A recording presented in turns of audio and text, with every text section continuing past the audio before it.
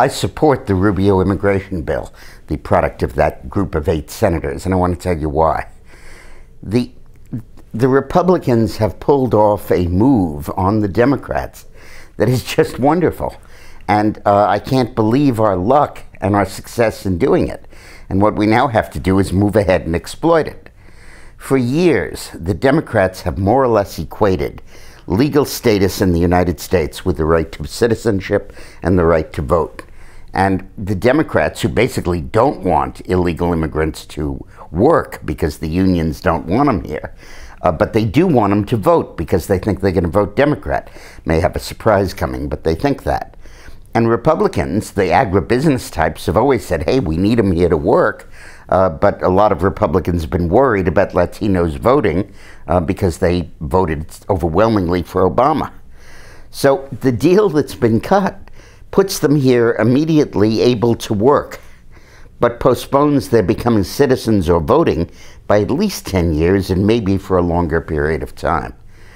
I was worried when I first heard about that Obama would say, oh, your bill is 10 years, well, I want 5 years, or yours is 5 years, I want 3 years. So he would try to get to the left of the Republicans on this bill and appeal to the Latino community. But they're not doing that. They're supporting the bill. And I think they kind of have to because of the nature of the Democratic senators that negotiated it. Those are heavyweights: Durbin, the House, the Senate whip, and Schumer, who was very, very powerful in the Senate. So this is a wonderful bill, both for the country and for the Republican Party. It starts off by incredibly increasing border security. 3,500 new soldiers there, unmanned surveillance drones there, all new equipment, all new state-of-the-art electronic technology. Then it says that while everybody who's here illegally gets temporary certification to stay if they don't have a criminal record. But to get their green card, permanent certification, those border security measures have to be so effective that at the 4 or 5 or 6 major illegal border crossings, 90% of those who attempt to cross have got to be apprehended or successfully turned back. And that's going to be an actual measurement of their effectiveness. Once that happens, which will be several years hence, the undocumented workers, the illegal immigrants, will be able to apply for a permanent green card. And they'll get it if they pay a fine, if they pay their back taxes, and if they can establish that they have no criminal record and they've been in the United States already.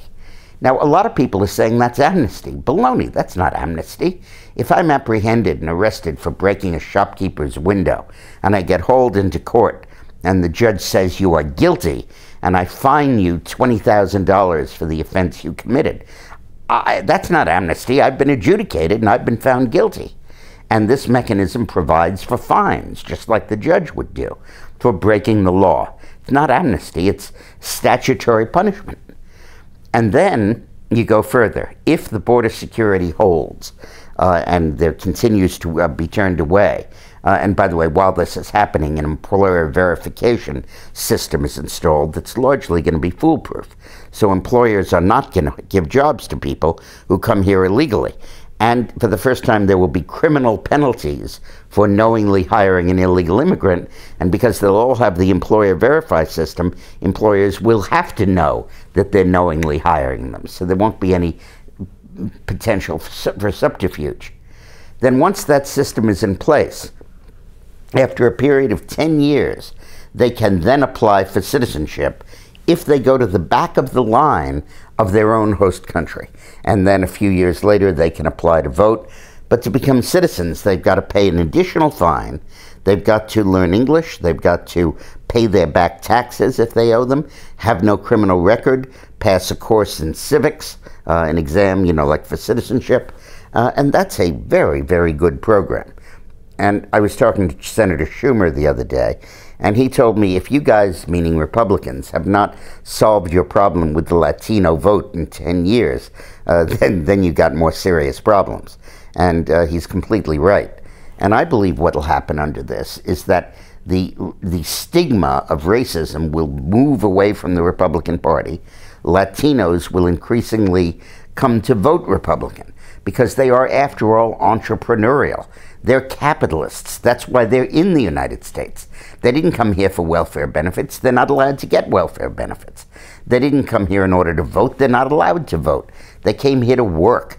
They're hard-working, entrepreneurial, upwardly mobile people. And that's exactly what we need in the United States, with socialism taking over so much of our national psychology. Thanks for watching. You know, this is an important week for me because I'm doing a new radio show every weekday afternoon from 2 to 6 on WPHT 1210 AM in Philadelphia. And if you live in the Philly region, you can just tune in. If you live outside, go to dickmorris.com and click on the link, and you can hear me live.